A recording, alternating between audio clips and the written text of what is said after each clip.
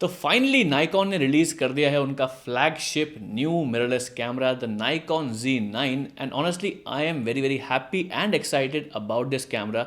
Not because कि मैं afford कर सकता हूँ क्योंकि कैमरा बहुत महंगा है और मैं प्रोफेशनली वर्क नहीं करता हूँ, बट बिकॉज फाइनली निकॉन ने एक ऐसा कैमरा बनाया है जिसको आप ये नहीं कह सकते कि वो कैनन या सोनी से थोड़ा इन्फीरियर है। ऑनेस्टली जब से निकॉन ने मिररलेस कैमराज में स्टेप इन किया है और उनके जो फ्लैगशिप कैमराज हैं Z6 Z7 उन्होंने रिलीज़ किए थे वो कैनन और निकॉन के कंपेरेबल थे, बट फिर भी एज जो थी वो निकॉन और निकॉन के पास नहीं थी। वो जनरली सोनी और हमारे कैनन के कैमराज ले जाते थे। स्पेसिफिकली जो नए कैमराज आए थे R5 आया था और सोनी में A7S3 सीरीज आई थी और वीडियो में किंग है। तो नाइकॉन ने फाइनली एक ऐसा कैमरा बनाया है, प्रोफेशनल लेवल बॉडी बनाई है, जो आई कैन कॉन्फिडेंटली से by looking at what ever जो मैंने देखा है उसके बारे में कि ये एक टॉप फ्लैगशिप कैमरा है and it is on par and sometimes even better than Canon का flagship which is the R3 and Sony का flagship which is the A1, जिनके अगेंस्ट ये कैमरा कम्पीट कर रहा है। तो आज मैं इस वीडियो के अंदर नाइकॉन Z9 के बारे में बात करूंगा। स्पेक्स की हम डेफिनेटली बात करेंगे, क्या इंटरेस्टिंग स्पेक्स हैं, बट इम्पैक्ट में बताऊंगा इसका कि इससे फ्यूचर में क्या बेनिफिट होगा नाइकॉन कैमरास को और ये कैमरा किस किस के लिए बेस्ट है, कौन ले सकता है, क्या प्राइस रेंज एक्सपेक्टेड है। मेरे हिसाब से प्राइस काफ़ी अट्रैक्टिव है, तो जो भी प्रोफेशनल लेवल काम करना चाहते हैं या कर रहे हैं और अपग्रेड करने के लिए देख रहे थे, वेट कर रहे थे, उनके लिए कैमरा और ये वीडियो डेफिनेटली हेल्पफुल होगा।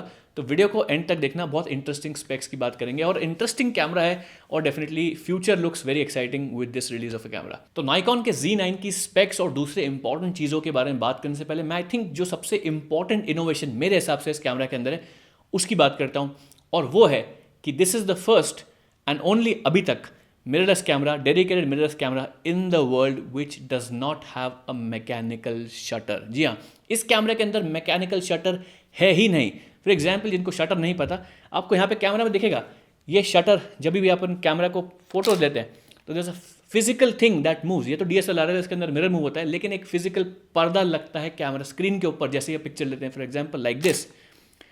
और नाइकॉन Z9 के अंदर वो पर्दा नहीं है, यानी कोई भी शटर मैकेनिकल शटर नहीं है। This is the world's first and अभी तक ओनली कैमरा, डेडिकेटेड कैमरा, जो सिर्फ और सिर्फ ऑप्टिकल शटर पे या इलेक्ट्रॉनिक शटर से वर्क करता है, यानी ओनली इलेक्ट्रॉनिक से इसका जो पिक्चर है, जो भी फोटोज एंड वीडियोस चलते हैं, only it works to that.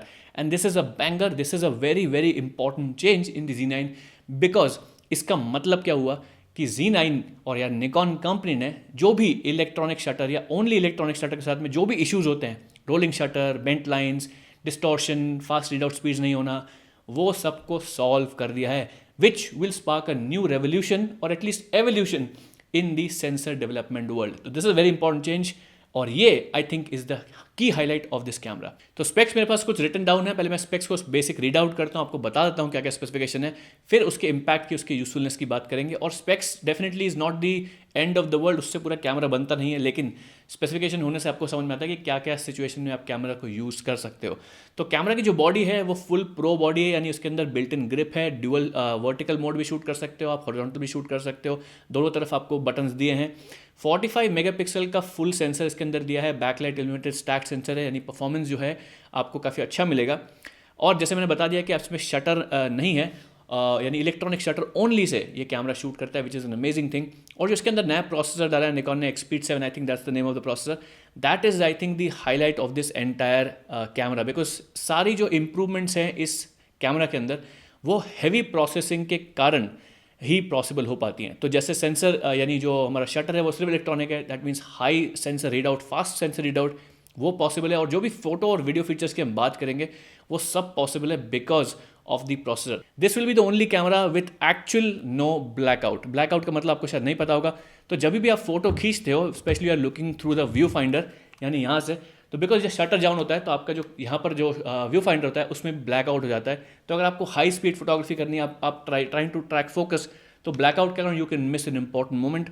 आगे बात करते हैं फीचर्स की। With this capacity, electronic shutter के साथ में जो नाइकॉन का Z9 शूट करता है is 1/32,000 of a second is the fastest shutter, technically R3 I think उससे भी फास्ट शूट करता है, लेकिन 1/32,000 of a second is an amazing shutter speed जो बहुत यूज़फुल हो सकती है in very very specific scenarios जहाँ पे दूसरे कैमरा जो है मैक्स आउट कर जाते हैं एट 1/4000 या 1/8000 जिनमें मैकेनिकल शटर होता है।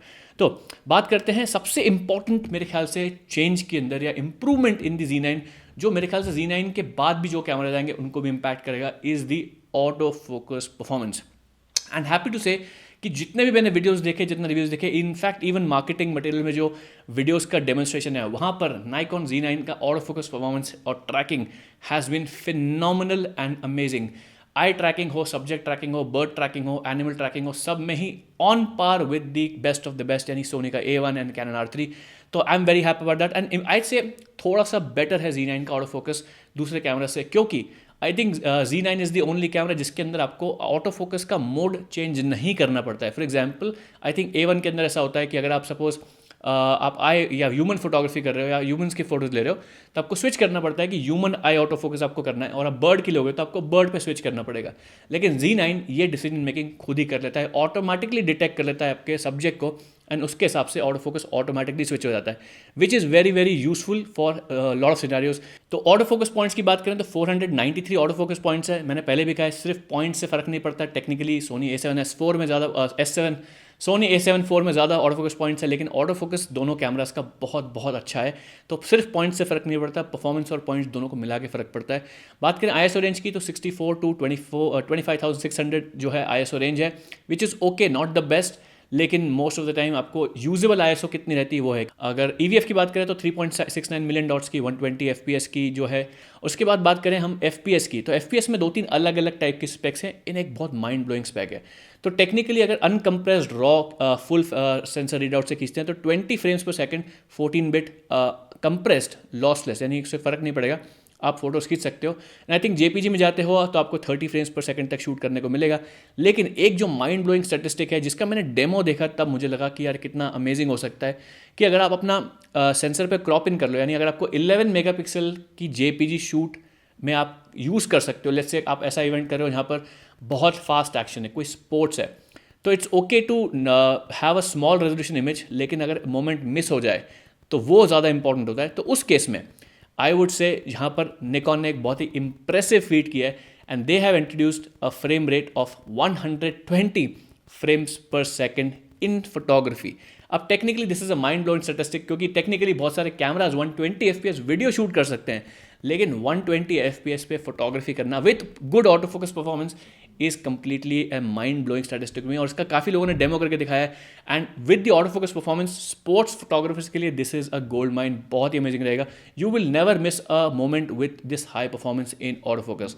सो this is very interesting to me in terms of the autofocus and also in terms of कि how fast Nikon Z9 can shoot pictures।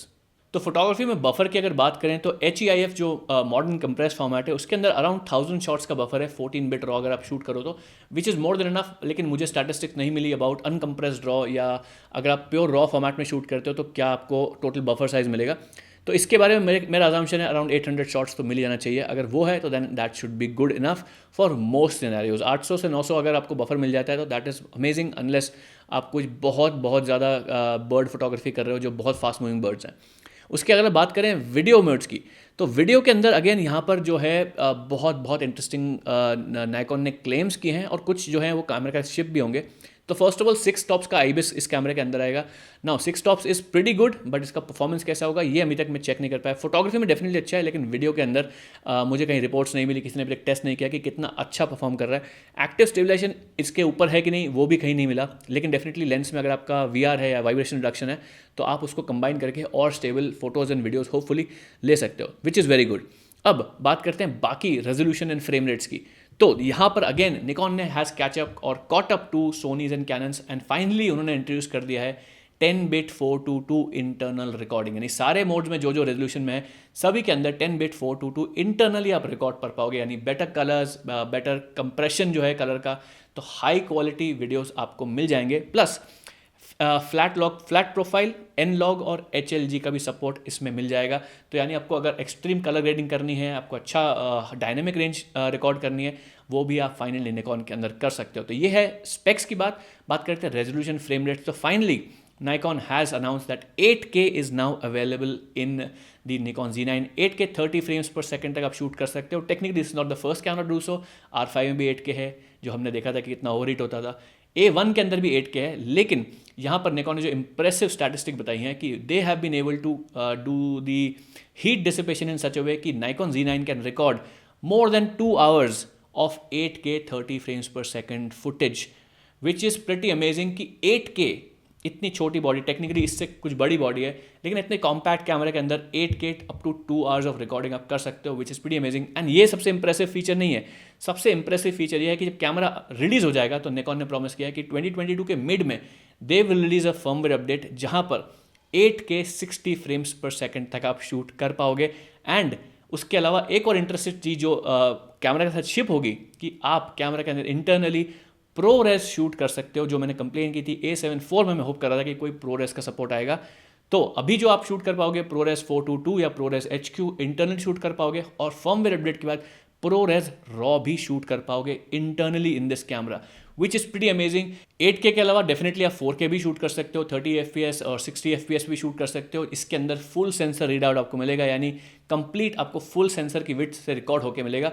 4K 120 के अंदर थोड़ा सा मुझे कन्फ्यूजन है, क्योंकि निकॉन ने क्लियर नहीं किया था, लेकिन कुछ रिपोर्ट्स मैंने देखी तो वहाँ 4K 120 में 2.3 टाइम्स का क्रॉप मुझे सुनने को मिला, which is a little disappointing. क्योंकि टेक्निकली देखा जाए तो इस टाइप के कैमरा में आप एक्सपेक्ट नहीं करते हो कि कोई एक मेजर ड्रॉबैक होगा, क्योंकि 4K 120 समथिंग दैट जो प्रोफेशनल्स जो वेडिंग शूट करते हैं, जिन्हें कुछ सिनेमैटिक मूवीज़ बनानी होती है, उनके लिए बहुत इंपॉर्टेंट है. तो वहाँ पर छोटा मोटा क्रॉप भी नहीं है, 2.3x का क्रॉप है.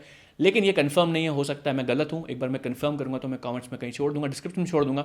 लेकिन अगर ये सच है तो I think this is the only complain I have about this camera. तो ये सब बात हो गई. आप सारे फीचर्स की हमने ऑलमोस्ट ही बात कर ली, कुछ छोटा मोटा भूल भी गया हूँ तो इतना फर्क नहीं पड़ता. अब आते हैं इस कैमरा की प्राइस पे, which is very very attractive at just $5,500, जो R3 और A1 दोनों से ही ऑलमोस्ट $500 से भी कम है. तो at this price Z9 is a banger of a camera. And I think जो इम्पैक्ट इस कैमरा का है वो बहुत ज़्यादा लॉन्ग लास्टिंग रहेगा. बिकॉज सिर्फ Z9 की बात नहीं कर रहा हूँ कि Z9 कितना इंपॉर्टेंट कैमरा है, बट Z9 के आने से जो मुझे लगता है Nikon has finally caught up to the auto focus game, and उनके जो प्रोसेसर हैं दे हैव बिकम अमेजिंग. तो मेरा अजम्पशन है कि जब निकॉन कोई भी नया कैमरा रिलीज करता है, लेट्स से Z30 आता है या Z60 आता है, Z70 आता है, कोई भी APS-C या फुल फ्रेम भी है, जो मिड लेवल के कैमरा आते हैं, उनके अंदर ऑटो फोकस जो रहेगा वो बहुत बहुत अमेजिंग रहेगा. क्योंकि टेक्निकली ऑटो फोकस जो है AI से चलता है, या it's just a software, piece of software जो हमेशा इंप्रूव हो सकता है. तो यहाँ पर होता क्या था कि जब भी कोई पूछता था कि निकॉन का कैमरा लेना चाहिए कि नहीं लेना चाहिए, Z6 Z7 specially for semi professional work, सिर्फ ऑटो फोकस ही एक ऐसी चीज़ थी जिसके ऊपर मैं उनको बहुत ज़्यादा बोलता था कि आप डबल चेक करो कि ऑटो फोकस आपको सही लगता है कि नहीं. सोनी में मुझे कभी कंप्लेन नहीं आई. इवन मेरे A60-100 के जिस पर मैं शूट कर रहा हूँ, मुझे ऑटो फोकस की कभी भी कोई कंप्लेन नहीं आई with photography and video. But Z6 Z7 का आई से थोड़ा सा 19-20 जाता था, which is was not good for professional work. But after Z9 I can confidently से कि निकॉन का जो नए कैमराज आएंगे they will have amazing auto focus. And इससे होता क्या है कि निकॉन ऐसा लग रहा था they were trying to compete in a losing market, की सोनी और Canon were doing amazing things with their cameras and Nikon was just catching up. ऐसा लग रहा था कि हमेशा एक कदम पीछे चल रहे हैं वो, लेकिन फाइनली अब लग रहा है कि एक कदम आगे तो नहीं है तो एटलीस्ट साथ बाय साथ चल रहे हैं. यानी तीनों जो कंपनीज हैं, हमारी तीन main companies Canon, Sony and Nikon are at the same level when it comes to cameras. And अब आगे जो आएगा, अब आएगा असली मजा, क्योंकि देखना है कि कौन से more popular cameras, not the flagship line but APS-C हुए, हमारे फुल फ्रेम के मीडियम टाइप के हुए. Suppose let's say Nikon release करता है A7 IV के कोई कंपटीशन में कैमरा, तो वो देखने में मजा आएगा कि उसका auto focus performance, video performance, photography में परफॉर्मेंस कैसा रहेगा. और अब फाइनली Z माउंट के कुछ नए नए लेंसेज भी आने लगे हैं, कुछ 3 आई थिंक लेंसेज अनाउंस भी हुए हैं. तो जो जिनको कंप्लेन होती थी कि अरे Z माउंट के नेटिव लेंसेज ज़्यादा नहीं है, वहाँ पर भी प्रॉब्लम धीरे धीरे सॉल्व हो रही है. सारे इंपॉर्टेंट फोकल लेंथ के जो हैं Z माउंट लेंसेज आने वाले हैं. तो आई होप कि जो लोग निकॉन के डाई हार्ड फैंस थे, और मेरा फर्स्ट कैमरा भी निकॉन था एंड मैंने उसके बाद में निकॉन कैमरा नहीं लिया है, बट आफ्टर दिस मेरा थोड़ा इंप्रेशन चेंज हुआ है अबाउट निकॉन. एंड फ्यूचर में अगर कोई अपॉर्चुनिटी मिली वहाँ जहाँ मुझे निकॉन में जाने का मौका मिला, तो I will not hesitate, I will take an objective opinion and think about कि क्या मुझे निकॉन में इन्वेस्ट करना चाहिए या सिस्टम में मूव करना चाहिए.